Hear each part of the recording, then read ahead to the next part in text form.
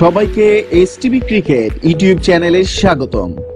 ক্রিকেটের এমন খবর নিয়মিত পেতে আমাদের চ্যানেলটি সাবস্ক্রাইব করুন ও বেল বাটনে প্রেস করুন।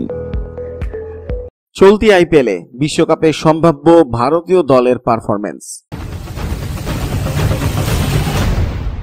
2019 আইপিএল মৌসুমের 2 সপ্তাহ হতে চলল। ভারতীয় ক্রিকেটারদের পারফরম্যান্স ভালো খারাপ মিলিয়ে মোটামুটি।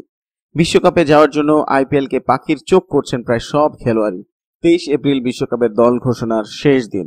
দেখে নিন এখনো পর্যন্ত আইপিএলে বিশ্বকাপে সম্ভাব্য ভারতীয় দলের পারফরম্যান্স পরিসংখ্যান। বিরাট কোহলি বিশ্বের একদিনের এবং টেস্টের 1 নম্বর ব্যাটসম্যান, তবে আইপিএলে শুরুটা ভালো হয়নি। এখনো পর্যন্ত 4 ম্যাচে খেলে তার সর্বোচ্চ রান 46, 4টি ম্যাচেই হেরেছে তার দল। রোহিত শর্মা ধীরে শুরু করেছে তার দল মুম্বাই ইন্ডিয়ান্স, 2টি হেরেছে এবং 2টি জিতেছে। 4 ম্যাচে রোহিতের সর্বোচ্চ রান 48। শিখর ধাওয়ান পরিসংখ্যানের দিক দিয়ে দিল্লি দলের দ্বিতীয় ধারাবাহিক ক্রিকেটার, তবে তার থেকে আরো বেশি আশা করে দিল্লি ফ্র্যাঞ্চাইজি।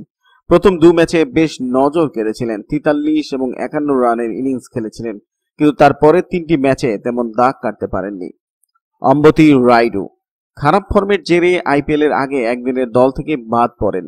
চলতি আইপিএলে চেন্নাই সুপার কিংস জার্সিতে তার খারাপ ফর্ম অব্যাহত। শেষ 3টি ম্যাচে মাত্র 14টি বল খেলেছেন। মহেন্দ্র সিং ধোনি চেন্নাই সুপার কিংসকে সামনে থেকে দাঁড়িয়ে এগিয়ে নিয়ে যাচ্ছেন। শেষ ওভারগুলিতে রীতিমতো বিপজ্জনক হয়ে উঠছেন। দিল্লির বিরুদ্ধে এবং রাজস্থানের বিরুদ্ধে ম্যাচ উইনিং পারফরম্যান্স করেন মাহি। কেদার যাদব চলতি আইপিএলে মোটামুটি বেশ নজর কেড়েছেন ব্যাট হাতে। একটি অর্ধশতক রয়েছে। দিল্লির বিরুদ্ধে ম্যাচেও বেশ নজর কেড়েছিলেন, তবে বল হাতে এখনো তাকে তেমন দেখা যায়নি। বিজয় শঙ্কর অলরাউন্ডার হিসেবে চলতি আইপিএলে যে পজিশনে নেমেছেন নজর কেড়েছেন বিজয় শঙ্কর। প্রথম ম্যাচে 40 অপরাজিত, দ্বিতীয় ম্যাচে 35 এবং দিল্লির বিরুদ্ধে গুরুত্বপূর্ণ 16 রান করেছিলেন, তবে বল হাতে তেমন পাওয়া যায়নি। হার্দিক পান্ডিয়া চেন্নাইয়ের বিরুদ্ধে ম্যাচে বল এবং ব্যাট হাতে নজর কেড়েছিলেন, 25 রান করেছিলেন এবং 3 উইকেট নিয়েছিলেন। প্রথম ম্যাচে ব্যর্থ হলেও পরপর 2টি ম্যাচে 31 এবং 32 রান করেছিলেন। ঋষভ পন্ত উইকেটের পিছনে দাঁড়িয়ে নজর কাড়লেও ব্যাট হাতে ধারাবাহিকতার অভাব রয়েছে। মুম্বাইয়ের বিরুদ্ধে ম্যাচে 78 রানের দুর্দান্ত ইনিংস খেলেছিলেন, তবে এরপর চেন্নাইয়ের বিরুদ্ধে 25 এবং পাঞ্জাবের বিরুদ্ধে ব্যর্থ হন। হায়দ্রাবাদের বিরুদ্ধেও ব্যর্থ হন। ভুবনেশ্বর কুমার আইপিএল এর শুরুটা ভালো হয়নি। প্রথম 3 ম্যাচে বেশ রান দিয়েছিলেন, তবে কোনো উইকেট পাননি। দিল্লির বিরুদ্ধে ম্যাচে অবশ্য নজর কাড়েন, 27 রানে 2টি উইকেট নেন।